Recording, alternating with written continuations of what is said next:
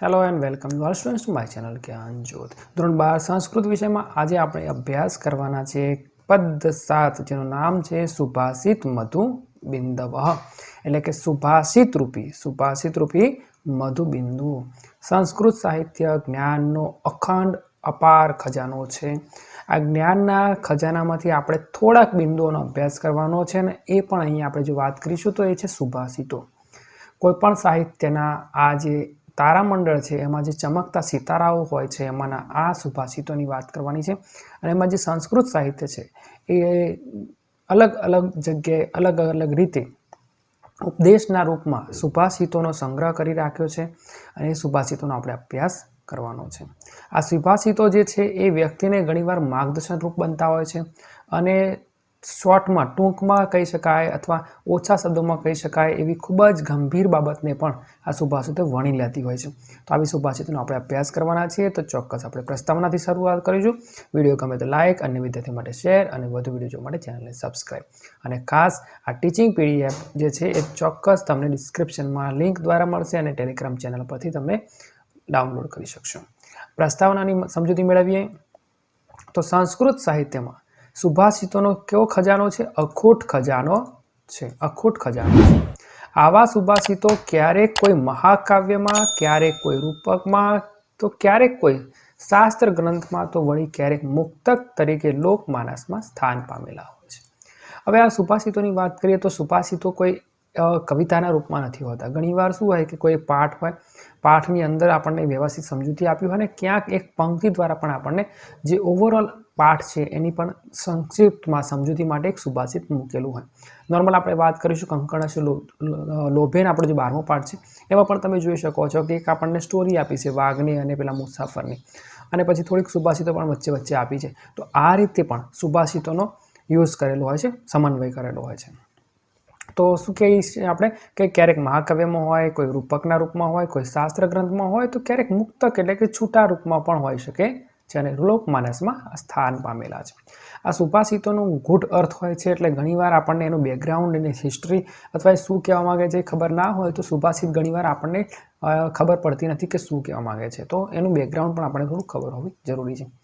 આ સુભાષિતોમાં વૈચારિક તત્વ ઉપરાંત ક્યારેક શાબ્દિક ચમત્કૃતિ, કોઈ અલંકારની વિશિષ્ટ યોજના, અર્થનું ગાંભીર્ય તથા ક્યારેક કોઈ કૂટ તત્વ પણ નિહિત હોય છે। હવે આ જે સુભાષિતો છે એમાં આપણે વાત કરીશું તો એક સાહિત્યિક પ્રકાર છે અથવા એક રીતે કહી શકાય લિટરરી આ બધું વસ્તુ હોય છે, એટલે એમાં ક્યારેક ક્યારેક એક તાત્વિક ચિંતન હોઈ શકે છે, શબ્દોની ચમત્કૃતિ હોઈ શકે એટલે કે એકના એક પ્રકારના શબ્દો, એકના એક સમાન ઉચ્ચારવાળા શબ્દો જેને આપણે વર્ણાનુપ્રાસ, શબ્દાનુપ્રાસ કહીશું, આ પ્રકારના હોય, અથવા અલંકારોની વિશિષ્ટ યોજના હોય, અથવા ક્યારેક ક્યારેક એનું જે ગાંભીર્ય હોય, અર્થનું ગાંભીર્ય હોય, એટલે કે નોર્મલ સેલો જે હોય છે ને ઉપર છેલ્લા પાઠ નોર્મલ શું હોય કે એના વાક્યનો કોઈ બહુ ડીપ મતલબ ના હોય, પણ જે કવિતાઓ હોય અને ખાસ કરીને સુભાષિતો હોય એક પંક્તિ દ્વારા આપણે આખા નિબંધો લખી શકતા હોય અથવા એના પર ગ્રંથ પણ રચી શકાતા હોય છે। તો આ પ્રકારનું અર્થનું ગાંભીર્ય હોય છે, બરાબર, એવું કૂટ તત્વમાં નિહિત હોય છે। અહીં આ પ્રકારના વૈવિધ્યસભર 6 સુભાષિતો જુદા જુદા ગ્રંથોમાંથી સંગ્રહિત કરવામાં આવ્યા છે। હવે અત્યારે આપણે જે સુભાષિત નામનું કાવ્ય ભણવાના છીએ એ સુભાષિત મધુબિંદવ જે છે એ અલગ અલગ જગ્યાએથી બરાબર ઉઠાયેલા છે અને અહીંયા સંગ્રહ કરેલો છે। દરેકનો છંદ અને વિષય પણ શું છે અલગ અલગ જ છે। નોર્મલ એક કવિતા હોય તો કવિતામાં આખું એક સિમેટ્રી હોય એટલે કે એક સાથે બધું હોય, પણ અહીંયા શું છે કે અલગ અલગ સુભાષિત છે ને એકબીજા સાથે એને કંઈ સંબંધ પણ નથી। તો પ્રથમ સુભાષિતની વાત કરીશું તો પ્રથમ સુભાષિતમાં વચનમાં એક શાશ્વત સત્ય તરફ આપણું ધ્યાન દોરવામાં આવ્યું છે।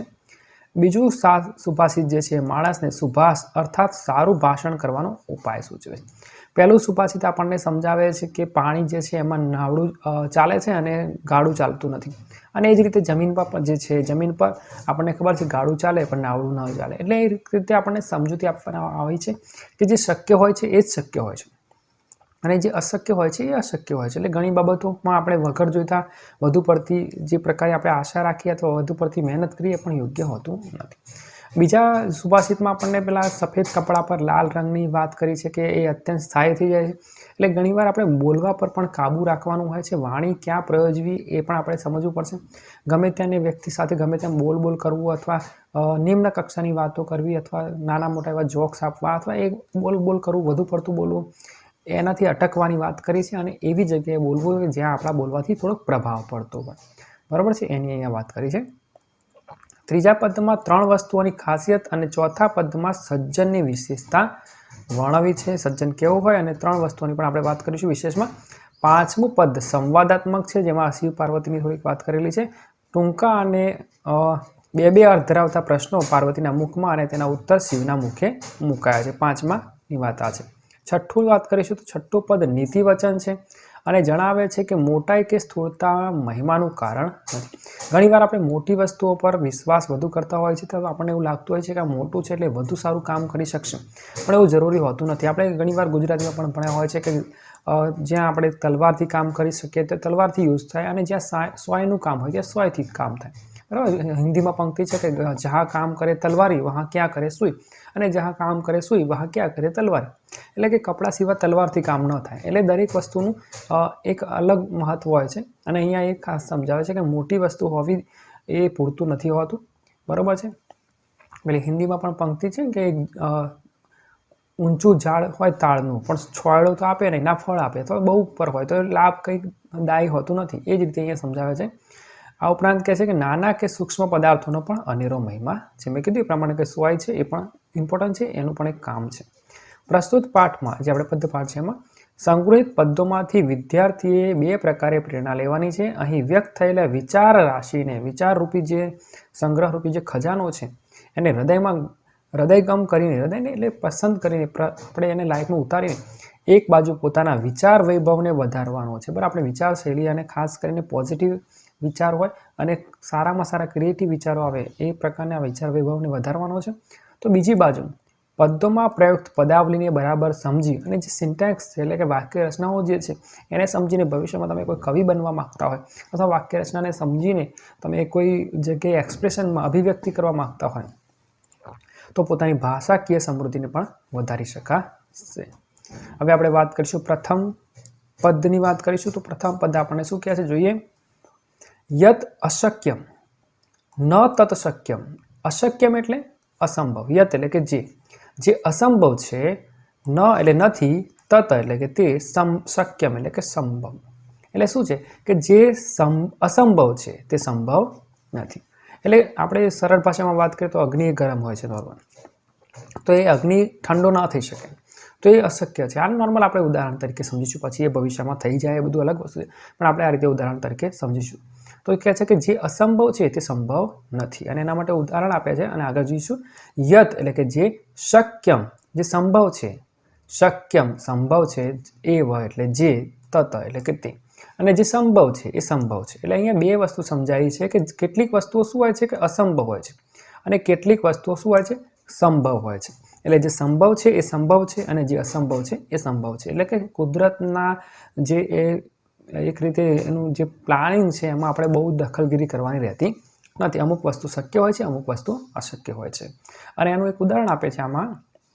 નવું એટલે નથી, ઉદકે એટલે કે જળમાં, શકટમ એટલે કે ગાળું, યાતિ એટલે ચાલતું, ન એટલે નથી. શું કહે છે કે જળમાં ગાળું ચાલતું નથી. પાણી હોય તેમાં આપણે ગાળું એટલે પાણી પછી લિમિટેડ હોય તો ચાલે, પાછું એવું કંઈ નહીં, ખાબો છે એમ કંઈ ના ચાલે એવું નહીં, પણ આપણે સમજીશું કે નદી છે, સમુદ્ર છે અથવા વધારે પડતું પાણી છે એમાં ગાળું ચાલતું નથી. ન ચ નૌ ગચ્છતિ સ્થલે, અને જે નૌકા છે, બરાબર, અહીં નૌકા આવશે, નૌકા જે છે બરાબર છે એ સ્થળ પર એટલે કે જમીન પર ચાલતી નથી. અહીં આપણે ચિત્ર દ્વારા સમજૂતી મેળવવાનો પ્રયત્ન કરીએ. તો જુઓ શું કહે છે કે જે અસંભવ છે તે સંભવ નથી. દુનિયામાં ઘણી બધી એવી બાબતો હોય છે જે અસંભવ હોય છે અને એ સંભવ હોતી નથી. આપણે આવું સમજવાનું છે, પછી બધું નવી નવી શોધો થશે ને બધું થવાનું છે, એ બધી અલગ વસ્તુ છે. પણ આપણે અત્યારે આના વર્ડ ટુ વર્ડ શબ્દને સમજીએ તો શું કહે છે કે જે અસંભવ છે તે સંભવ નથી અને જે સંભવ છે તે સંભવ છે, બરાબર છે. પોઝિટિવિટી છે કે આ કામ થઈ શકે છે તો થઈ શકે છે. અને ઉદાહરણ આપ્યું છે કે જળ જે છે, અહીંયા આપણે જોઈ શકીએ છીએ જળમાં ગાળું તમને દેખાઈ રહ્યું છે, જળમાં ગાળું જતું નથી અને સ્થળ એટલે કે જમીન પર નાવ આ રીતે ચાલતી નથી. એની એક જગ્યા હોય છે, એ જગ્યાએ કામ થઈ શકે છે. એટલે દરેક વસ્તુનું દરેક જે પણ વસ્તુ છે એનું એક લિમિટેડ એરિયા હોય છે કે આટલું આ વસ્તુ કામ કરી શકે છે, આ નથી કરી શકતું. તો આ આપણે સમજવું પડશે કે ગાડું જે છે એ પાણીમાં નથી ચાલી શકતું અને નાવડું જે છે દરિયામાં અથવા નદીમાં અથવા સમુદ્ર એ રીતે પાણીમાં ચલાવવાનું રહેશે. આગળની વાત કરીશું. આપણે એક અદ્ભુત શ્લોક છે અને ક્યાંક કદાચ જરૂર પડે તો યુઝ પણ કરી શકાય એવો છે.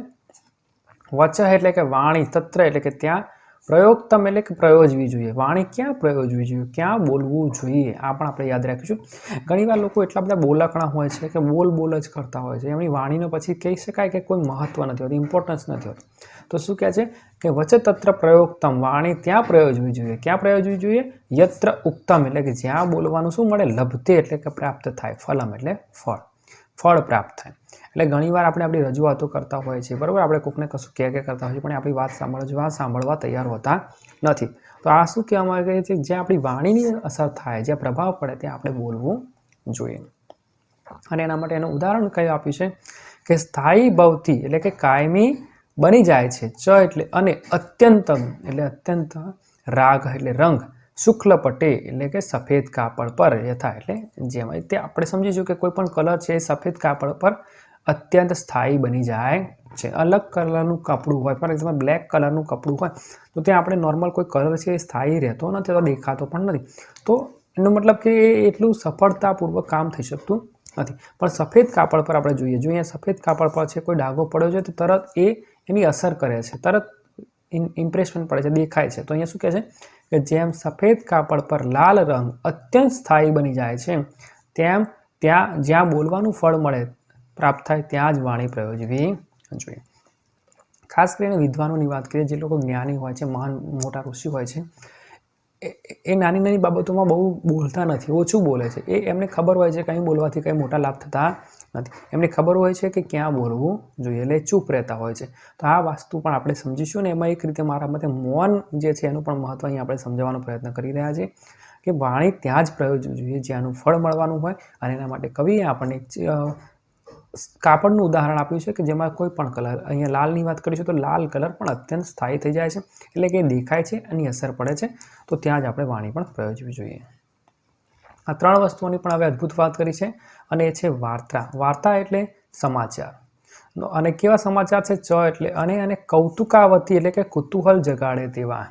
નોર્મલ આપણને ખબર છે કે ખરાબ બાબતો અથવા કોઈના વિષય પર એવી બાબત હોય કે જે આપણને મજા આવે, આપણા હૃદયને ગમે, ભલે અને એનું અહિત હોય, ભલે આપણા એવું હોય, અથવા એ કુતૂહલ જગાડે એવી બાબતો હોય. તો આ જ સમાચારો કેવા હોય છે? લોકોને જલ્દી ફેલાઈ જાય છે. વાર્તા ચ કૌતુકવતી, કુતૂહલ જગાડે તેવા સમાચાર જલ્દી ફેલાય છે. કોઈની સારી વાત હશે ને, પહેલો નંબર સ્કૂલમાં લાવ્યો હશે, જલ્દી નહીં ફેલાય, પણ નપાસ થયો હશે તો આખા ગામ જાણી જશે.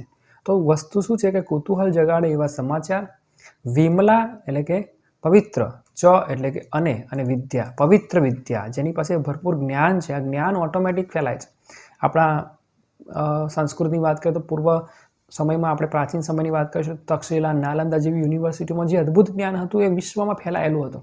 તો પવિત્ર વિદ્યા જે છે ને એને ફેલાવવાની જરૂર પડતી નથી, એ ઓટોમેટિક ફેલાય છે.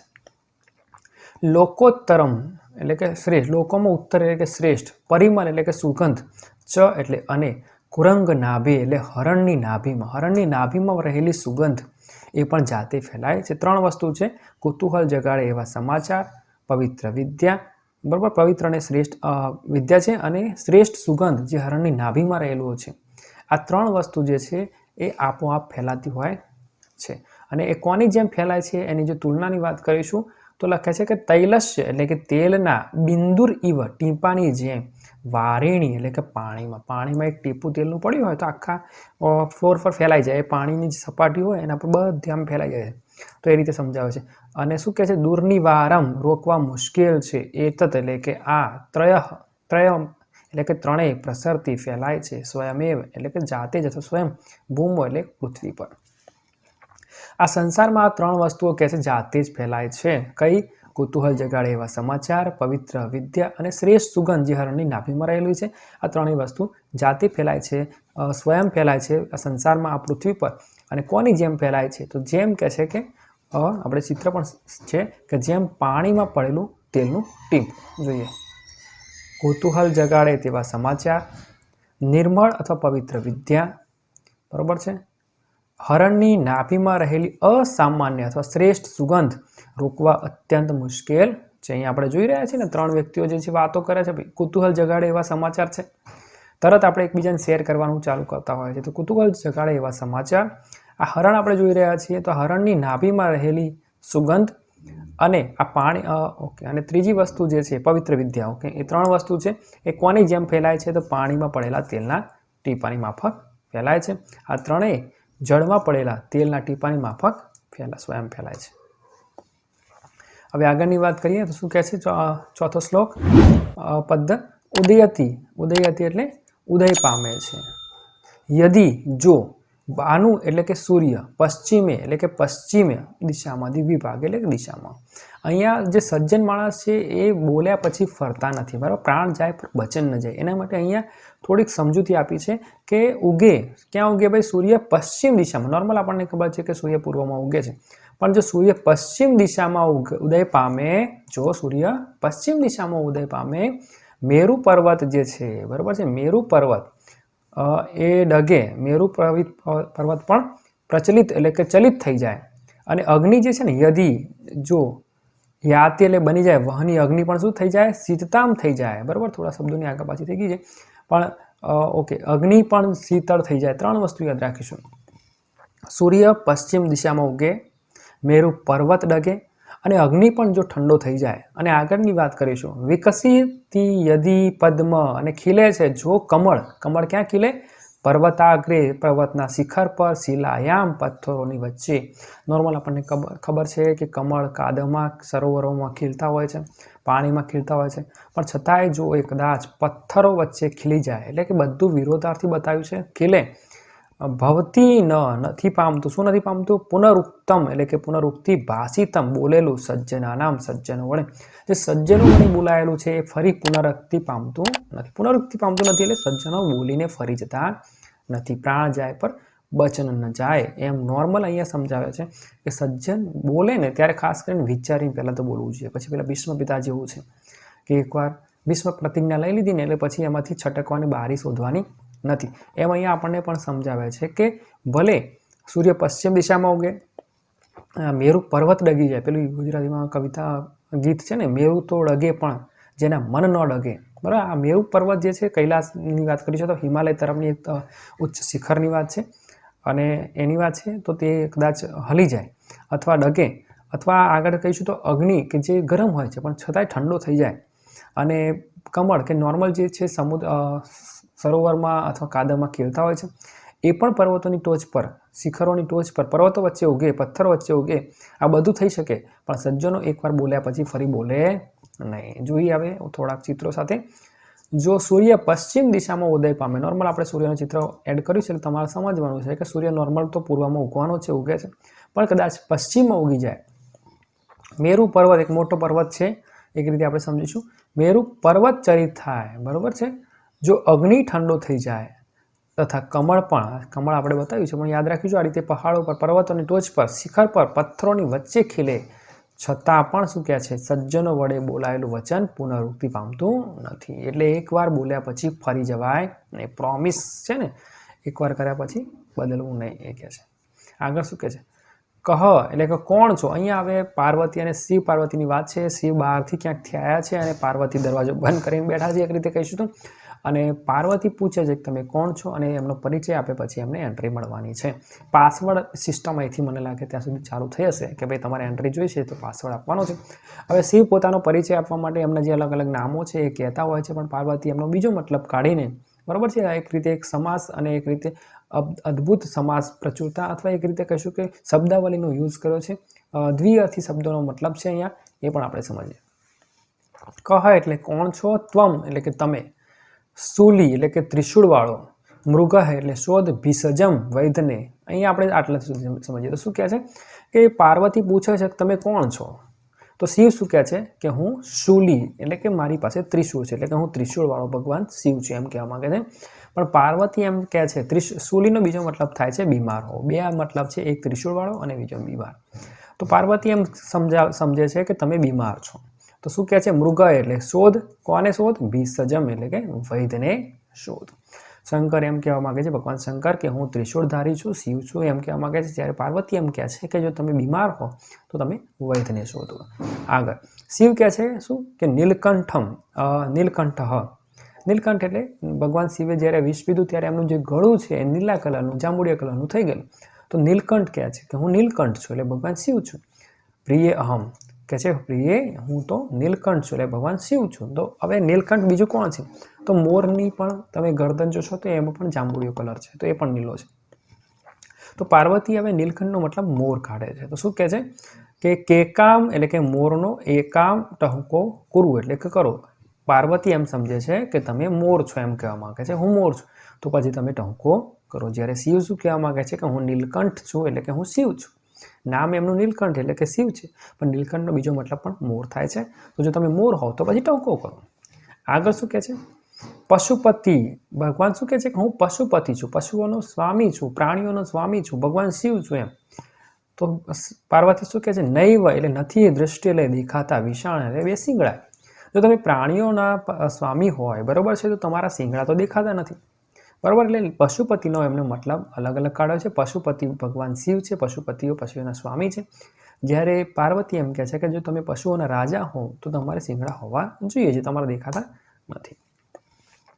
સ્થાણુ એટલે કે વૃક્ષ, મુગ્ધે એટલે બોડી, ન એટલે નથી બરાબર છે. અહીંયા ભગવાન શિવ કહે છે કે હું સ્થાણુ છું, એટલે કે હું સ્થિર રહું છું. ભગવાન શિવ છે ને સમાધિમાં સ્થિર રહેતા હોય, તો એની વાત છે. અને બીજું કે સ્થાણુ સ્થિર એટલે એક જગ્યાએથી હલી ચલી ન શકે, એટલે કે વૃક્ષ. એટલે પાર્વતી એને વૃક્ષ સમજે છે. તો શું કહે છે કે બોડી હું સ્થાણુ છું, સ્થિર છું, બસ સમાધિસ્થ છું, શિવ છું એમ.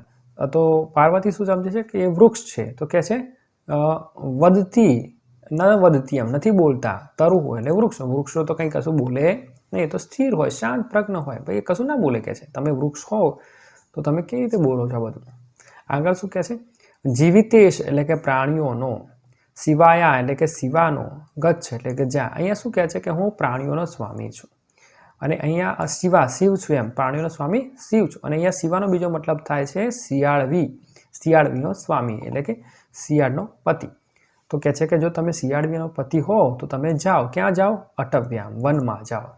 હવે તમે જો શિયાળ હો તો તમારે અહીં શું કામ છે? તમે જતા રહો વનમાં, એમ કરીને એકથી કાઢે છે.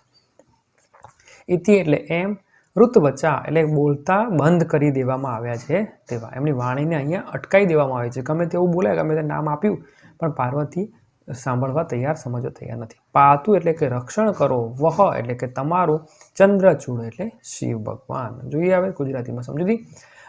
ઇન બ્રેકેટમાં જે લખ્યું છે એ પાર્વતી કે શિવ છે, એ કદાચ અહીંયા શ્લોકમાં નથી આપ્યું એટલે લખ્યું છે. પાર્વતી શું કહે છે? તમે કોણ છો? તો શિવ શું કહે છે? હું ત્રિશૂળવાળો છું. જ્યારે પાર્વતી સમજે છે કે બીમાર છે, તો શું કહે છે પાર્વતી? તો વૈદ્યને શોધ એમ, વૈદ્ય પાસે જા, ભાઈ તું બીમાર હોય તો અહીં શું કરવા આવ્યા છે? શિવ કહે છે હે પ્રિય હું નીલકંઠ છું. નીલકંઠનો મતલબ અહીંયા કાઢે છે મોર છું. તો પાર્વતી શું કહે છે? તો એક ટંકો કરે. શિવ કહે છે હું પશુઓનો સ્વામી છું. તો પાર્વતી કહે છે તારા બે શિંગડા દેખાતા નથી. શિવ હે દેવી હું વૃક્ષ છું, બરાબર, સ્થાણું છું. તો પાર્વતી વૃક્ષ તો બોલતું નથી. શિવ હે બોડી હું શિવાનો પ્રાણનાથ છું. શિવા એટલે પાર્વતીનો પતિ છું. જો અને બીજો મતલબ શું થાય છે શિવાનો? શિયાળવી. તો શિયાળવીનો પતિ હોવ તો વનમાં જા. આમ પત્ની સાથે સંવાદમાં જેમને બોલતા બંધ કરી દેવામાં આવે છે તેવા શિવ તમારું રક્ષણ કરો. એટલે આજના જમાનામાં પતિઓની જે હાલત છે એ કદાચ આ શિવ ભગવાનની પહેલાં થઈ ગયેલી છે કે એમને બહુ બોલવા દેવામાં આવતા નહોતા. હસ્તી. હસ્તી એટલે હાથ. અહીંયા આપણે અગાઉ પણ વાત કરીએ પ્રમાણે કે મોટા આકારનું કંઈ મહત્વ નથી હોતું, બરાબર. એ કયા સમયે કઈ રીતે ને કયો ગુણ ધરાવે છે મહત્વનું છે. તો અહીંયા પણ સમજીશું કે હસ્તી એટલે કે હાથી સ્થૂલતાનું ભારે શરીરવાળું હોય. હાથીમાં તમે જુઓ તો અદ્ભુત શક્તિ હોય, ખૂબ જ તાકાતવાળો હોય. સ્થ એટલે કે તે, ચ એટલે અને અંકુ વશ એટલે અંકુશ વડે વશ થાય છે, બરાબર. મહાવત ઉપર બેસીને એને અંકુશમાં લેતો હોય છે. મહાવત એટલો મોટો નથી હોતો હાથી જેટલો, પણ એને અંકુશ કરી શકે છે. એટલે કદાવર હાથીને પણ અંકુશ કરી શકાય છે એના અંકુશ વડે, બરાબર છે. તો કિમ એટલે કે શું? હસ્તી માત્ર એટલે હાથીના કદ જેટલો અંકુશ એટલે અંકુશ હોય છે. જે અંકુશ છે એ હાથીના કદ જેટલો હોય છે? ના, નથી હોતો. હાથી મોટો હોય છે, એને કંટ્રોલ કરનારો અંકુશ એનાથી નાનો હોય છે. આગળ વધીએ. વજ્રેણા એટલે કે વજ્રથી, અભિહતા એટલે કે હણાયેલા, પતંતી એટલે વેર વિખેર થઈને પડે છે. ભગવાન ઇન્દ્ર પાસે જે વજ્ર છે અને બીજા દેવો પાસે પડે હોય તો એ વજ્રના પ્રહારથી પર્વતોને મોટા મોટા પહાડોને તોડી નાખવામાં આવે છે. તો આગળ શું કહે છે? ગિરય પર્વતો, કિમ એટલે કે શું, વજ્ર માત્રા એટલે વજ્રના જેવડા, નગાહા એટલે કે પર્વતો હોય છે. એમ પ્રશ્ન પૂછે છે કે વજ્ર તો નાનું હોય છે, પહાડો મોટા હોય છે, છતાંય મોટા મોટા પહાડોને વજ્ર દ્વારા તોડી નાખવામાં આવે છે. તો શું વજ્ર પહાડો જેટલું મોટું હોય છે? આગળનું જોઈએ. દીપે પ્રજ્વલિતે દીપક પ્રજ્વલિત થતા વિનશ્યતિ નાશ પામે છે. આપણને ખબર છે દિવાળી પર ખાસ આપણે દીવા સળગાવતા હશે તો બલ્બ સળગાવતા હોય તો પણ એક બલ્બ નાનો હોય છે, સળગાવવાથી ચાલુ કરવાથી નોર્મલ શું થાય છે? આખા રૂમનું અંધારું દૂર થઈ જતું હોય છે. તો શું અંધારા કરતાં દીપક મોટો છે? તો ના. એટલે અહીંયા શું છે સમજાવે છે કે દીપક પ્રજ્વલિત થતા અંધકાર શું છે? તમઃ એટલે અંધકાર નાશ પામે છે. કિમ એટલે કે શું? દીપ માત્ર દીપક જેવડો, તમઃ એટલે અંધકાર કે છે દીપક જેવડો હોય છે. આગળ શું કહે છે? તેજો યશ વિરાજતે તેજ જેનું વિરાજતે એટલે કે શોભે છે, જેનું તેજ શોભે છે. સબલવાન તે બળવાન છે. ઘણીવાર મોટો મોટો આકાર હોય, આપણે વાત કરીએ ને તો લોખંડ હોય એ મોટું હોય, આકારમાં હોય, એ કિલોના ભાવે વેચાય પણ સોનું ગ્રામમાં વેચાય. એટલે કે જેનું તેજ હોય ને મહત્વ એ મહત્વનું છે. અને આગળ શું કહે છે? સ્થૂળતામાં એટલે કે મોટા આકારમાં, સ્થૂલેશું સ્થૂળતામાં કહ એટલે કે શું? પ્રત્યય એટલે વિશ્વાસ. મોટો આકારમાં શું વિશ્વાસ? એમ આકાર મોટો હોવો જરૂરી નથી એમ કહેવા માંગે છે. આકાર નાનો હોય તો પણ ચાલે પણ એમાં ગુણ હોવા જોઈએ. આગળ જોઈએ આપણે થોડા ચિત્રો પણ એડ કર્યા છે કે ભારે શરીરવાળો હાથી અંકુશ વડે વશ થાય છે. આ ભારે શરીરવાળો હાથી તમે જોઈ શકો છો અને અંકુશ પર બેઠો છે ભાઈ મહાવત. તો શું અંકુશ હાથીના કદ જેટલો હોય છે? તો એવું હોતું નથી. વજ્રથી હણાયેલા પર્વતો, આ વજ્ર દેખાય છે ને ચિત્ર એડ કર્યું છે. હણાયેલા પર્વતો વેર વિખેર થઈ પડે છે, તૂટી ફૂટી જાય છે. શું પર્વતો વજ્ર જેવડા હોય છે? તો એવું કંઈ હોતું નથી. દીપક પ્રજ્વલિત થતા અંધકારનો નાશ થાય છે. એક દીપક સળગાય ને આપણે દીપક દેખાય તો બધું અંધકાર જે છે એ નાશ થઈ જાય. શું અંધકાર દીપક જેવડો હોય છે? તો કે છે એવું હોતું નથી. મેઇન વસ્તુ એ છે કે જેનું તેજ શોભે છે તે બળવાન છે. સ્થૂળતામાં સો વિશ્વાસ. મોટા આકારમાં શું વિશ્વાસ કે છે? નાનું હોય તો પણ ચાલે. આપણે ગુજરાતી નાનો પણ રાયનો દાણો તો પણ ચાલે એમ કહેવામાં આવે છે. ચોક્કસ તમને વિડીયો ગમે તો લાઈક કરો અને વિદ્યાર્થી માટે શેર કરો અને ચેનલને સબસ્ક્રાઈબ કરશો. અને ફરી એકવાર કહું છું કે આની જે ટીચિંગ પીડીએફ છે એ ચોક્કસ ડિસ્ક્રિપ્શનમાં ટેલિગ્રામ ચેનલની લિંક દ્વારા છે. લિંકમાં જશો એટલે ટેલિગ્રામ ઓપન થશે અને ત્યાં આપણને ફ્રી ઓફ કોસ્ટ આની અને બીજી જૂની પણ ઘણી બધી પીડીએફ ઉપલબ્ધ છે, એ તમને મળશે. તો ચોક્કસ અભ્યાસને ચાલુ રાખો. Thank you and best of luck.